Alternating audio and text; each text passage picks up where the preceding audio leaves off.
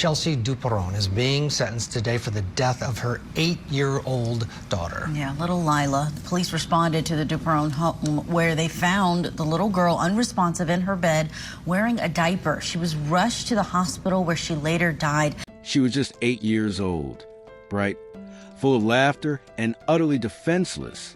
By the time the police found her tiny body, she was barely recognizable. Bruises covered her from head to toe, her face swollen beyond recognition. Welcome to Crime Lab Report, where the darkest crimes meet the light of justice. I'm your host, and today we're diving into a case so horrifying, a child failed by her own mother and by the system. So sit back and prepare yourself, because what you're about to hear will haunt you long after this video ends. This is a horrifying story of Lyla Cassel, a little girl who suffered unimaginable cruelty in the one place she should have been safe, her home. Lyla Cassel should have been in 3rd grade that spring. Her teacher, Melissa Carter, kept a drawing Lyla had made of a butterfly taped to her desk. She was the kind of kid who noticed everything, Carter recalled. If someone dropped their pencil, Lyla would be the first to pick it up. If a classmate was crying, she'd share her snack. But in the month before her death, Lyla stopped coming to school. The excuses piled up: stomach flu, migraines, a supposed family emergency.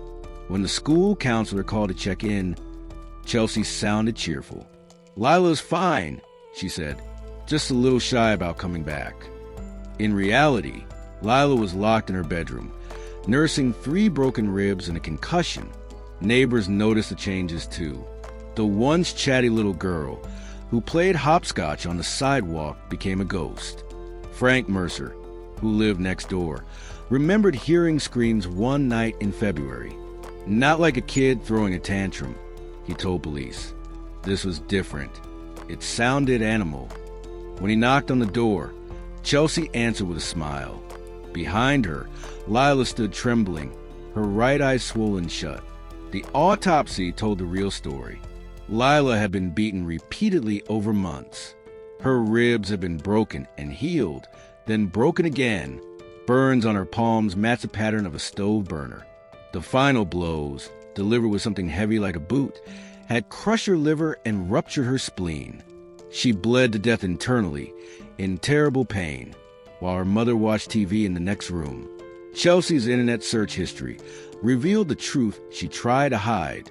In the hours before Lyla died, she had looked up how to stop internal bleeding and can CPS take your kid to the hospital without permission. Not once did she call for help. Instead, she went to Walmart and bought cleaning supplies. When detectives pressed for answers, Chelsea's story kept changing. First, it was an accident. Then she claimed a mysterious woman in black had broken in. Finally, she said Lyla was possessed. Her eyes would go black, Chelsea insisted. The devil spoke through her. The jury saw through the lies. Security footage showed Chelsea shopping for nail polish while Lyla lay dying. Text messages revealed her complaining about ungrateful kids. Most damning of all were the photos. Lyla's tiny body covered in wounds, each one documenting months of torture. Detectives found Chelsea's journal hidden beneath her mattress. The entries alternated between mundane shopping lists and disturbing passages about cleansing and discipline. One dated February 12th read, "The brat won't stop crying. Gave her something to cry about." That matched the date medical examiners identified as the beginning of Lyla's final decline. The trial revealed systemic failures that went beyond Chelsea's actions. Because there was not one spot from head to toe that was not bruised or marked on Lyla. And I think the court has seen that evidence and can see the sheer brutality. Not to mention the autopsy report, which was admitted as a plea exhibit, which outlines the severe nature of the injuries that Lyla suffered in this case. On top of that, after the assault, the evidence shows that Lyla was left in a bed, not taken in for any medical treatment, and even so much so put in diapers because she could not use the bathroom. So Lyla suffered, and she was attacked brutally, and I think certainly if any case warrants 50 points on OV7, this case does. Thank you. On behalf of Ms. Zuccarani, any objection? Yes, Judge. So OV7 does require that the victim was treated with sadism, torture, or excessive brutality. And according to the notes inside for OV7, it says that sadism is conduct that subjects the victim to extreme or prolonged pain or humiliation and is inflicted to produce suffering or for the offender's gratification. There's been no evidence in this record that Ms. Dupron did any of this to prolong Lyla's suffering for any type of gratification, that it was done for humiliation, and it was not done in torture either, Judge. I do agree, I do understand the prosecutor's position regarding the bruises and the end result of what happened, Judge. And I know that this court has seen the autopsy photos, but Judge, the autopsy photos come after Lyla had already passed and all of rigor mortis and mortis, all of that stuff sets in, Judge. So I don't think that's an accurate picture of how Lyla may have looked after the actual incident occurred. Additionally, I don't believe what happened afterwards was torture or done for the gratification. This was, although Lyla was not taken to the hospital, Ms. Dupron did try to help her and did try to nurse her back to health. So that alone, Judge, goes against her intent to torture or to prolong Lyla's suffering. So I don't think 50 points is appropriate here.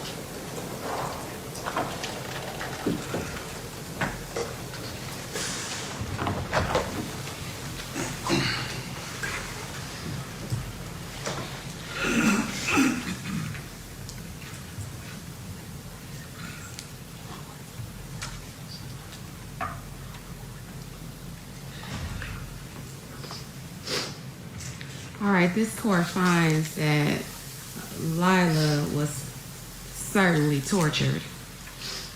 Certainly there was excessive brutality that occurred. And certainly that conduct was also egregious. And that egregious conduct certainly increased the fear and the anxiety that an 8-year-old would go through when being brutally attacked by her mother.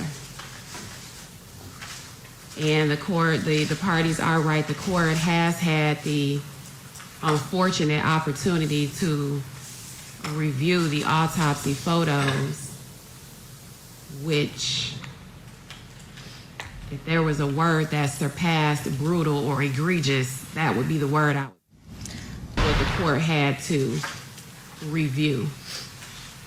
And so the court will score OV7 at 50, and the objection from the defense is noted for the record.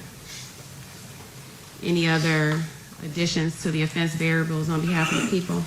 No further changes on behalf of the people, Your Honor. All right, we will go back to the final scoring of the offense variables after I've heard from the two family members that are expected to speak.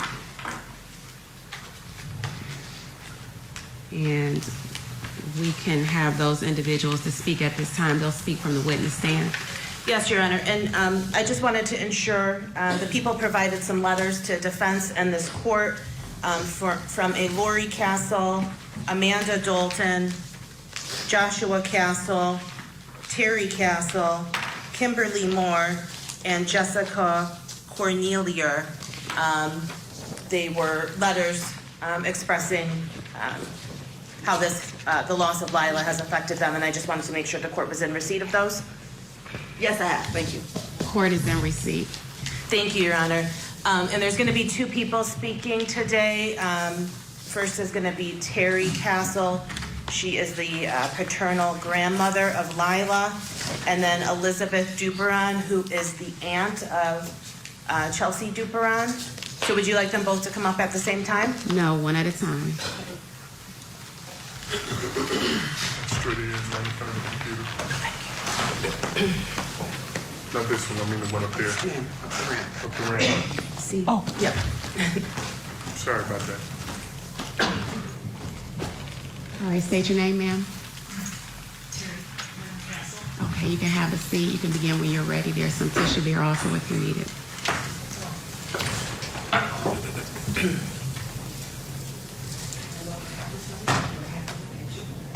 No, you can look where you want to look.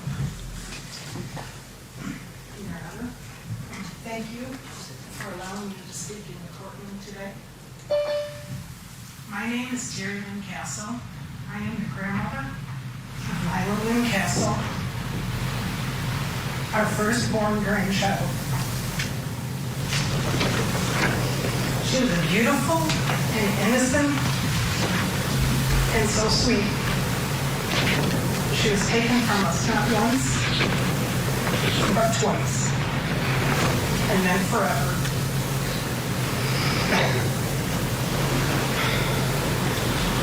Lyla was first taken from her father, Joshua Cassel, my son, by false allegations by her mother, Chelsea Duperon. Those lies cost him his parental rights and tore apart our family. For almost 5 years, we were kept from Lyla. Cut off from her life, the chance to love and protect her closely. We had to watch her grow up from afar, from Facebook. Instead of being there by her side to guide her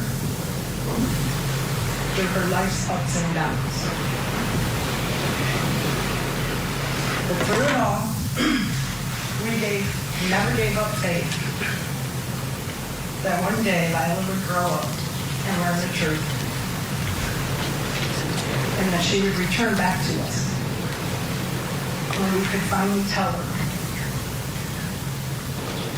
how hard we fought for her and how we deeply missed her, and that she had a little brother who now will never know his big sister.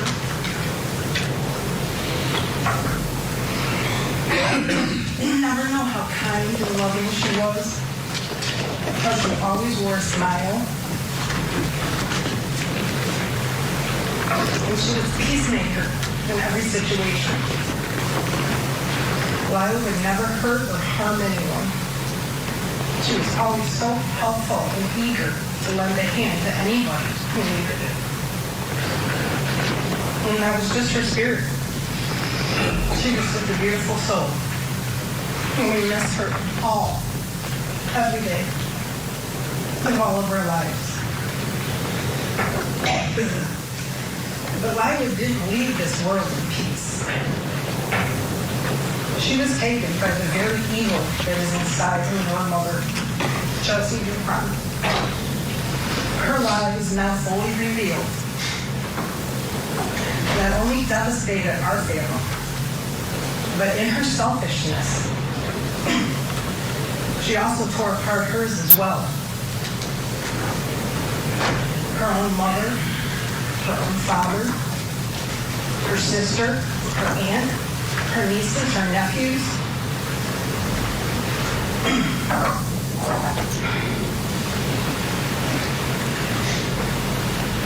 By murdering my granddaughter, Chelsea destroyed our world.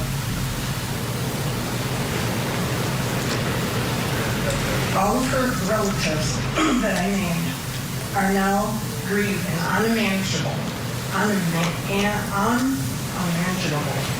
loss. One that we know all too well. Not just for Lyla, but for Chelsea as they once knew her. How unimaginable, how unbearable to lose not one, but two members of your family so close. One to a brutal, unimaginable death, and the other one to the darkness that caused it. Even through my grief, I can say this in honesty. Chelsea, I do not hold any hate in my heart for you, for what you did.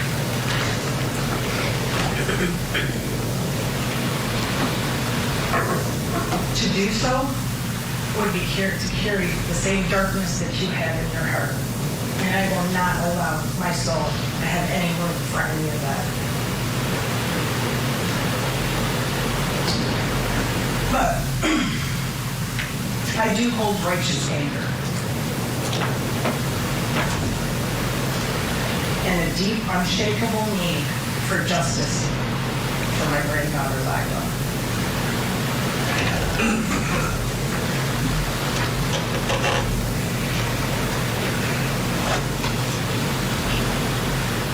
Justice for the murder of my granddaughter, Lyla, by the hands of her own mother, Chelsea Renee Dupont.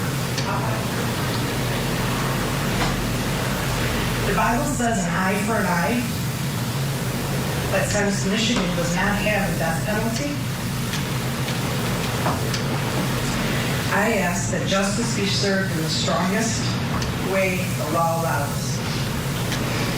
I ask you, Your Honor, by the authority and power you have, to make sure that Chelsea Renee Dupont, who silenced Lyla forever, will never have the opportunity to harm another soul. We are Lyla's voice now. We will carry her love, her light, her memory, and our hearts for the rest of our lives. Thank you again, Anna, for hearing us, for honoring her justice. Thank you.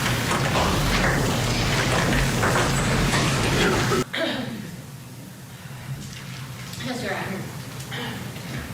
It feels like just yesterday I found out I was having a baby girl.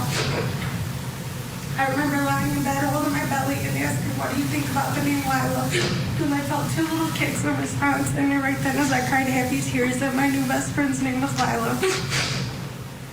On June 27, 2015, I was blessed with the most perfect baby who grew into the most caring, smart, funny, loving, sweet girl. I was filled with a love I never knew existed. I remember Lyla sitting in the kitchen while I cooked dinner, and she said, Mama, I know your food is so yummy. I said, oh yeah, why is that? And she told me, because you make it with love. I was hearing her little sleepy voice first thing in the morning, telling me how much she loves me, and her daily reminders that I'm the best mama. I couldn't have asked for a more perfect daughter. Lyla was so pure and so sweet, always so happy and loving. She never failed to amaze me. I'll never forget when we decided it was time to take off her training wheels. I was so nervous, but she wasn't.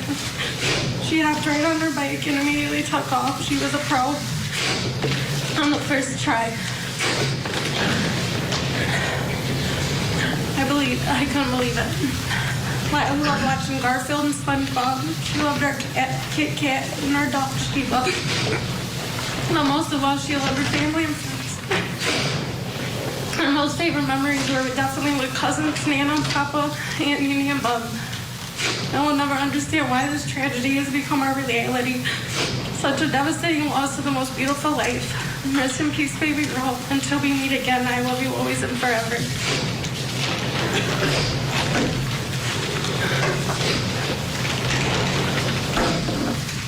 All right, thank you.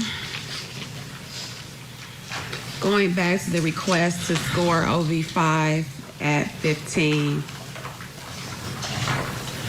The court notes that there has to be a rational basis to assess the 15 points. The court notes that actual evidence of or proof of that a victim's family member has sought or received or medical treatment is not necessary.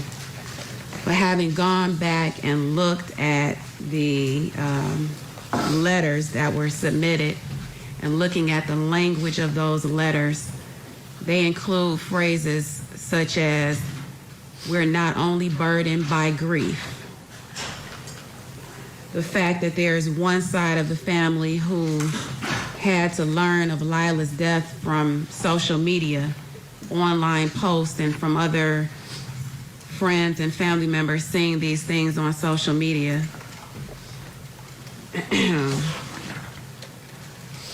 Certainly that might create some psychological injury that would afford some type of therapy or other treatment. I note in some of the letters it indicates that family members are having reoccurring nightmares where they can see Lyla trying to fight off her mother, crying, begging her mom to stop. There's language in the letters that include, "This loss has left permanent scars on my family. It has affected every part of our lives, emotionally, physically, and spiritually. What hurts most is knowing how she suffered. This is painful. I live every day with a hole that nothing will ever fill. Even through my grief, I say this with complete honesty. But I do have righteous anger." Certainly, that type of language displayed within the victim impact statements from the family members, as well as what's been placed on the record through the impact statements that were given orally today, certainly support 15 for OV5. And so the court will score it. And I note the defense's objection for the record.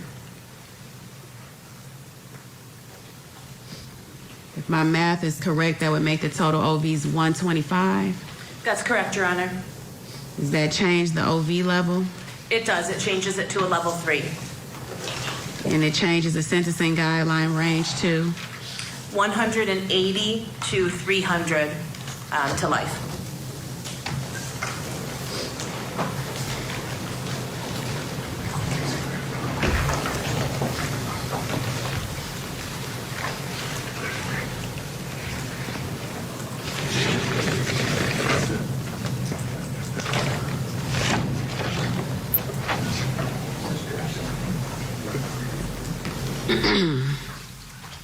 The court has had an opportunity to review the contents of the pre-sentence investigation report through motions that have been filed in this case from the prior attorney. I've had the opportunity to see the most horrific photos of an 8-year-old girl I have ever seen in my entire life. It was horrific. She was unrecognizable, and it is unimaginable what Lyla went through. It is unimaginable that she sat for 2 to 3 days in the condition that she was in, and nobody thought it prudent to get her the proper medical attention that she needed. She had significant swelling, bruising from the crown of her head to the soles of her feet, and everything in between. Multiple wounds to her face, to her head, bruising. Certainly something more than falling down the stairs. She was brutally attacked by the individual that was supposed to love her, to nurture her, to care for her, to protect her, and to guard her against any and everything. But instead, the way in which she chose to guard her, protect her, is to go to Rite Aid and get diapers for an 8-year-old because she couldn't afford to get out of bed to use the restroom. Court even read that she was going to take her to the hospital, because her insurance was back on. Whether she had insurance or not, Lyla was certainly in need of going to the hospital and receiving medical attention. Whether Ms. Duperon had to pay for the rest of her life for that medical bill because there was no insurance, certainly Lyla needed to go to the hospital. When Ms. Duperon knew that she couldn't even lift her, she should have known that she needed to go to the hospital. Lyla couldn't even do anything other than to sit up in bed, couldn't get out of the bed, but somehow Ms. Duperon thought that she seemed to be getting better. So instead, as I said, she purchased diapers, baby wipes, and a Thermopack wrap, and meal replacement shakes, when what she really needed was the intensive care unit. That's what she needed. Chelsea showed no emotion as a judge handed down a 28 to 50-year sentence. Only when ordered to pay $15,000 in restitution did she react, snapping that's bullshit before being removed from the courtroom. Her last words to reporters, "I hope she's rotting in hell."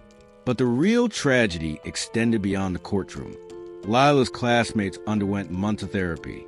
The school janitor quit after finding bloodstains in the girls' bathroom where Lyla had apparently tried to clean her wounds.